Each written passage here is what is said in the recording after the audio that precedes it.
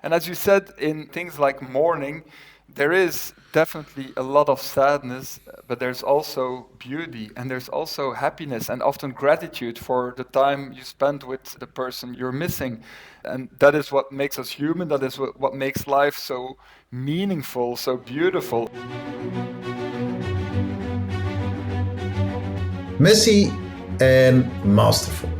In this podcast, we speak about the success of people who have achieved, built, or done something amazing, special, remarkable, noteworthy, and/or fabulous.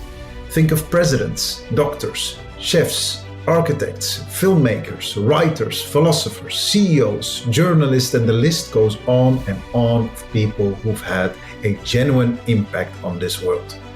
But rather than underlining their career victories, we speak about the challenges they needed to overcome to actually get there. In each episode, we discuss 3 of such challenges, obstacles, difficulties, and/or hurdles with our guest, putting the messy of their lives next to the masterful. A very warm welcome to you. My name is Aldo and I'm so happy you could make it. So sit back, relax, and download the podcast here. Hi everyone, a very warm welcome to another episode of Messy and Masterful. And let me start with a small apology for the radio silence of the last 2 weeks or even 3 weeks, I believe, as we had some people writing to us saying like, hey, did you stop with the podcast? And we did not at all. What has been going on is that unfortunately I suffered a bereavement. I lost my father on Sunday, March 10th. So less than a month ago, and needed to attend to loads of things around his passing, from him being cremated to making sure that everything was properly taken care of, being with loved ones, and of course also doing the emotional processing myself. I deliberated whether I should share this information with you and decided to do so, but not alone, because I felt that mourning, as well as, suffering such a loss is unfortunately something that is going to happen in all of our lives. So I wanted it to be a little bit of use to the experience. So I took it upon myself to connect with my great friend, Michael Vlerik, Dr. Michael Vlerik. He's a philosopher, and you might have already listened into the previous episodes that we recorded with him. And I had a brief conversation with him about mourning, about sadness, about happiness, and about life genuinely. It's not a long conversation, but I thought to share it with you so you know what has been going on. And you can also consider this as, again, the starting signal of us recommencing with Messy and Masterful episodes from this episode onwards.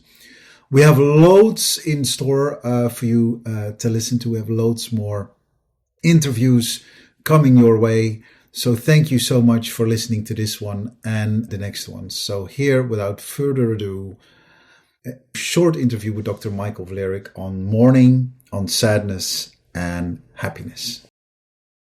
Michael, so very happy you could make it. I had to think of you, Michael, and I wanted to bring that back to you, because one of the last things that my father actually said, I think in consolation of the people around him, he actually said, like, I want you all to know that I was very happy. And it didn't dawn on me at the time, because of course it's quite an emotional journey when someone passes. But later on I said, wow, this is such a profound thing to say, that, the position of happiness in our lives, that when we look back on our deathbed, happiness is the currency. It's basically the one thing that might have mattered. And I see you nodding, and I know it might be a lot, but I thought, well, let me go to a professional here, a happiness professional, and see what he has to say about this. Yes, thank you, Aldo. First of all, my deepest condolences for your loss, and Thank you. but I'm touched, and I'm so happy to hear that those were the words your father said, and I think they're beautiful, and I think at the end of our lives we zone back in on our lives, and what deeply comes up then is what really matters. I think I've mentioned this in a previous episode. There was this research done by an Australian nurse about, and she worked with people who were dying, and she asked them, "What do you regret in life?" And what always came up was, I worked too much and I didn't spend enough time with my loved ones, and I didn't allow myself to be happy enough. So, I mean, happiness is what this life, this experience of life is all about. And without knowing it, often, everything we do, everything we pursue in life, directly or indirectly, consciously or unconsciously, is to make us and other people happier. That's what it's all about. Mm. And I think we can see that with great clarity when we reflect back upon our lives. Mm.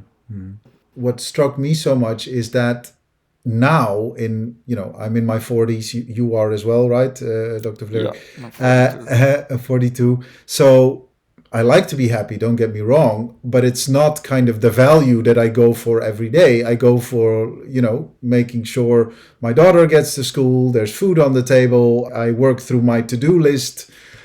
At this moment, when you're in the full swing of life, to me, consciously or maybe unconsciously, happiness doesn't seem to be such an important metric, but maybe it is somewhere.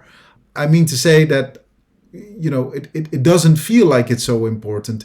It is kind of maybe when you look back, but it isn't when you are in full swing of things. I'm not sure if you No, get what I'm trying to I say. see what you mean. Yeah. You wake up and you do a million things that you think you should do, and so forth, and you're not thinking consciously about, does this make me or other people happier, perhaps? I mean, you're in the midst of life and the hustle and bustle and so forth.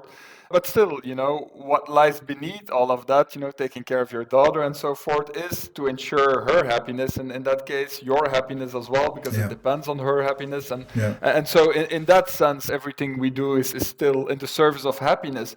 And this is a message that I've already conveyed in a previous episode. But quite often, what we do in the service of happiness, without knowing it, is actually not contributing to our happiness. And Yeah.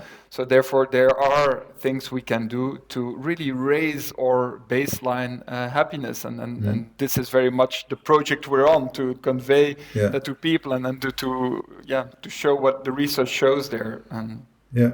Is it then also that, do we need to be more in a state like people are on their deathbed? Not, of course, not health wise, but more looking back. Do you think we need more moments in our current lives every now and then to look at, as you call it, this underlying value of happiness? Because I think you're right, all the to-dos have to do with happiness.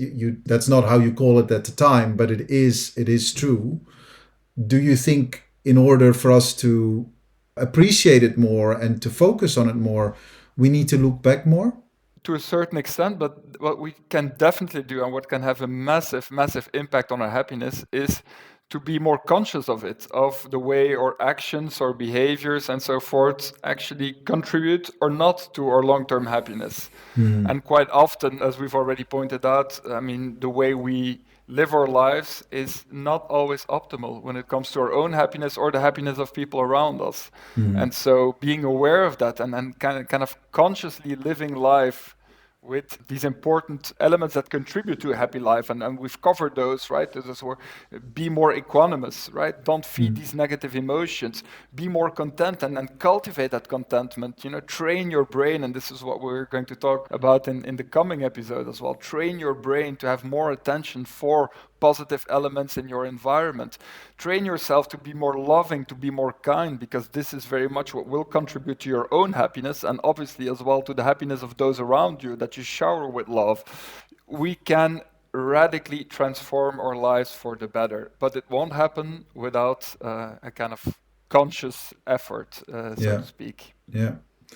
Then my last question, and Michael, you already said it. There's going to be a series of conversations. Michael and I, we've been working hard, doing loads of recording around these conversations, but you, dear listener, haven't heard them yet. So this is also a little pre-announcement of all these episodes around happiness to come. The opposite of happiness in this regard, and specifically when it comes to mourning, right? There's an overwhelming feeling of sadness, right? But there's also happiness in that sadness, specifically when it comes to mourning. This might be very deep and profound, and I appreciate you're not a psychologist, but more, but a philosopher. But in my sadness, there is happiness. Whereas normally I would say, well, feeling sad or, having negative emotions is the opposite of, happiness. Whereas in this process of mourning, I feel both. I see both. Yeah, I think that's a very good point, and I wouldn't say the opposite of happiness are things like mourning. I mean, perhaps the opposite of joy or something like that, like maybe. And even then. And I would say the goal of life is not to only feel, excited joy. Not at all. The goal of life, the aim of life is to really live all experiences, also on the darker side. And as you said, in things like mourning, there is definitely a lot of sadness, but there's also beauty and there's also happiness and often gratitude for the time you spent with the person you're missing. And that is what makes us human. That is what makes life so meaningful, so beautiful. And so what we're aiming at when we try to create a happy life is definitely not, superficially joyful life. It's a life in which we can be present with all emotions all across the spectrum in a way that actually sees the beauty in them and reflect on the meaningful aspects of that, right? So it's not about being hyper all the time. It's about having the proper relationship to all emotions that are a part of Yeah. human life. I think that you need to hit the nail on the head there. It's having the access to all the emotions and realizing which emotion you are going through. And I think that is the luxury, that is the gift, right? That okay, I am sad now, take a break, take 5 minutes. Or I am, profoundly energetic now, like, dancing away on music or any something that gives us like a big boost, which is this spasm of happiness, right? And you can have the steady on happiness in your life. But in all three scenarios, you kind of need to realize what it is that you're going through. And that is the gift. And maybe sometimes not something that we always realize.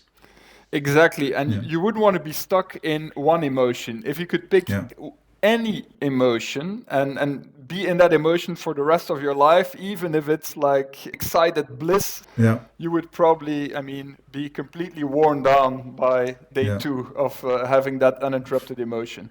So the beauty of this life is the fact that, nothing lasts, everything constantly changes into something else, and it's a wonderful, mesmerizing movie that is being played to us. The experience of our lives, and to see it for what it is, and to be able to appreciate it in all its aspects and all its facets is definitely what contributes to a happy life. Happy in the sense of the Greek word eudaimonia, to be in good spirits about it. And quite often in the West, we tend to conflate happiness with joy, and I think that's definitely something we shouldn't do. We're talking about something else here. Joy is definitely an important part of it, but it cannot be reduced to this one type of emotion.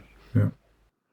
On that note, Michael, thank you very much for this short conversation. I'm excited for the many more conversations that we're going to have around happiness. I thought to single this one out, happiness and sadness and mourning and all of those things. I look forward to talking to you more extensively about this, and I hope the listeners are looking forward to this as well. Thank you so much for your time, Dr. Michael Clary. It's a pleasure. Thank you, Aldo. If you liked this episode, then it would mean the absolute world if you could share it with your friends and or give it a short review on your preferred podcast platform. The more you share your ideas about these interviews, the more people will find out about them. So do let us know what you think. We'd be very, very grateful. Special thanks to Philip Anderson for our beautiful theme music. This episode was edited by Natalie Piles with production assistance from Genta Metalia.